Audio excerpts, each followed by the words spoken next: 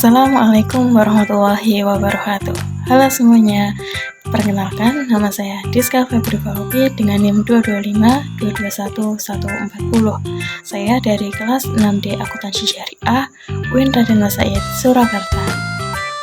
Di sini saya akan membahas review artikel di mana artikel tersebut berkaitan dengan zakat.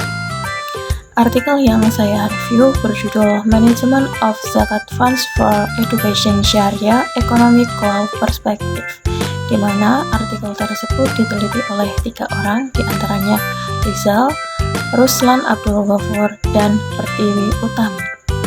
Nah, untuk artikel ini sudah terbit sejak tahun 2023 pada Jurnal Ilmiah Syariah atau biasa disingkat dengan Juris, di mana artikel ini sudah terindeks Q1. Baik, selanjutnya pada latar belakang. Fenomena dalam penelitian ini adalah potensi besar dana zakat dalam mendukung program pengentasan kemiskinan dan pencapaian Sustainable Development Goals atau disingkat dengan SDGs. Nah, tetapi pengelolaannya masih belum optimal, terutama dalam era masyarakat digital 5.0. Kemudian, riset gap pada penelitian ini adalah kurangnya kajian tentang peran generasi muda dalam zakat. Nah, ini dibuktikan pada penelitian terdahulu seperti yang dijelaskan oleh Mursal et al. Tahun 2021 bahwa Lembaga Amil Zakat, Infak, dan Sodaqah Muhammadiyah atau pada Lazismu berkontribusi dalam menangani dampak COVID-19, namun tidak menyoroti secara spesifik keterlibatan generasi muda pada penelitian tersebut. Kemudian, minimnya kajian tentang digitalisasi zakat di era Society 5.0. Pada penelitian Utami et al. Tahun 2020 membahas bahwa digitalisasi pembayaran zakat dapat meningkatkan potensi penerimaan zakat di Basnas. Nah, pada penelitian itu belum membahas secara rinci bagaimana digitalisasi zakat berkembang dalam masyarakat 5.0. Kemudian, kurangnya analisis terhadap faktor budaya yang mempengaruhi zakat. Pada penelitian Fauzia tahun 2017 menemukan bahwa organisasi Islam seperti Nahdlatul Ulama dan Muhammadiyah memiliki metode berbeda dalam pendistribusian zakat, tetapi belum dijelaskan secara rinci bagaimana perbedaan sosial budaya yang mempengaruhi perilaku masyarakat dalam membayar zakat. Dan riset gap yang terakhir adalah belum adanya model konseptual integrasi maqasid syariah dan SGDS dalam zakat.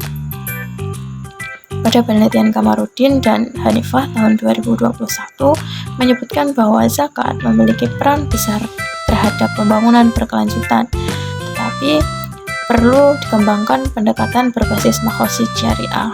Nah, pada penelitian itu tidak adanya model konseptual yang jelas. Nah, dari fenomena dan riset gap di atas, terdapat rumusan masalah dalam penelitian ini, yaitu bagaimana peran masyarakat serta generasi muslim dalam pengumpulan zakat di era masyarakat digital 5.0 untuk mewujudkan SDGs. Serta memiliki tujuan, penelitian ini bertujuan untuk mengkaji peran penting generasi manusia yang tergabung dalam masyarakat muslim dalam pengumpulan zakat di Basnas di era masyarakat 5.0 untuk mewujudkan SDGs. Nah, penelitian ini termasuk jenis penelitian kualitatif dengan studi pustaka, kemudian populasi dan sampelnya tidak disebutkan secara eksplisit dalam penelitian ini. Selanjutnya, sumber data dari data sekunder.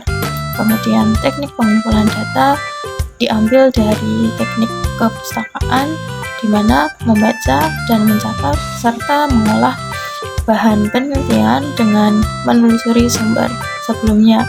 Kemudian, teknik analisis datanya menggunakan teknik analisis isi, di mana terdiri dari 6 langkah, yaitu annotating, sampling, recording, reduction, abductively inferring, dan narasi.